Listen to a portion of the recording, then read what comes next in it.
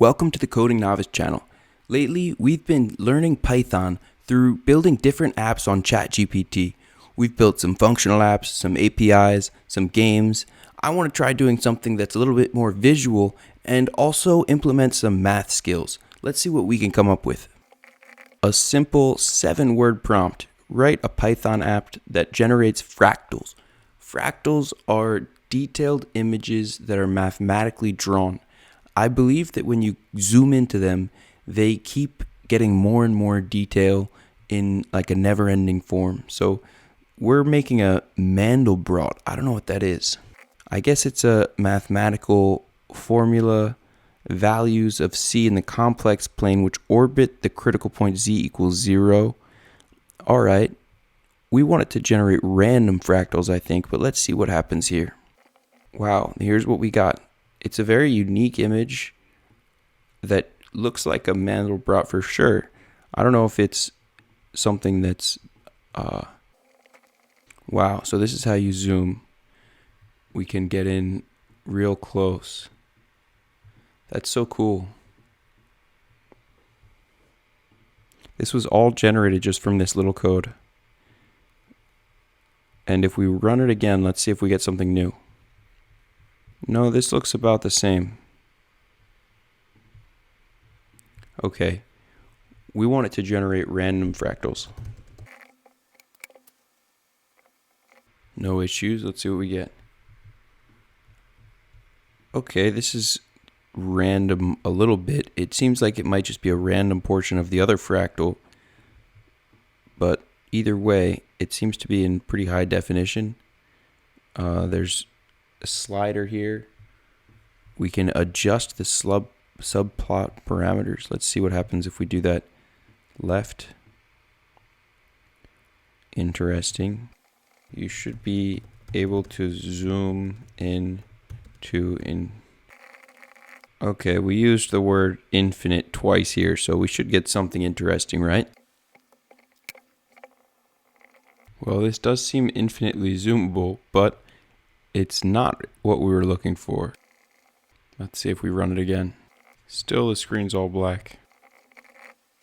We just gave such a simple response. A 5-year-old could have come up with this, and hopefully ChatGPT 3 or ChatGPT analyzes the solution and gives us a way to fix it. And here we go. I don't know if that's even any different. Something must have changed. Nope, we still get just a black screen. Can we adjust any parameters? Let's try a new prompt. Write a random infinite fractal generator in Python. This is far shorter. Let's see if it works. No, that's no good. The truth element of an array with more than one element is ambiguous. Use A any or A all. This seems like it could be easily fixed. It gives us 2 solutions, so let's try this one first. Still an issue here. Let's try this one. Good thing it gave us 2 answers. This one doesn't work either. Okay, let's go back to the issue we had before. One thing at a time. Okay, let's see if this works to switch out for the generate fractal function. It's taking a little while. We don't have anything yet. We did ask for an infinite fractal, so if my computer lights on fire, I wouldn't be surprised. If we check out the activity monitor, we can see Python is using 99.7% of my CPU. I'm surprised this process hasn't conked out yet. It's now using 101% of my CPU. Some interesting math there. I think we should start this over and be a little less greedy with our responses.